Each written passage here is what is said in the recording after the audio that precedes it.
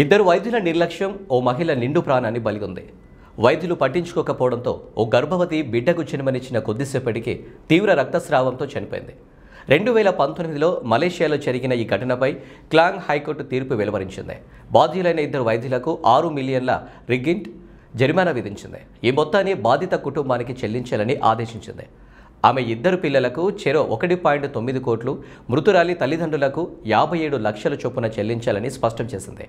ఇద్దరు వైద్యుల్లో ఒకరు డ్రింక్ కోసం హాస్పిటల్ నుంచి బయటకు వెళ్లిపోయారని, విధుల్లో ఉన్న మరో 3 నర్సులు కూడా మహిళా మృతికి కారణమని న్యాయస్థానం తెలిపింది.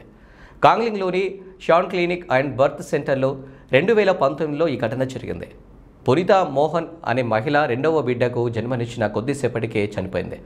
ఇందుకు కారణమైన వైద్యులు మునియండి షణ్ముగం, ఆకంబరం రవి, విధుల్లో ఉన్న 3 నర్సులు ఇందుకు బాధ్యులని న్యాయస్థానం పేర్కొంది.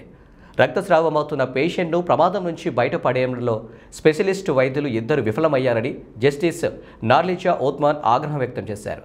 ఆరోగ్య మంత్రిత్వ శాఖ ప్రమాణాలకు అనుగుణంగా అర్హత సాధించని నర్సులను రోగి పర్యవేక్షణలో ఉంచారని జడ్జి మండిపడ్డారు.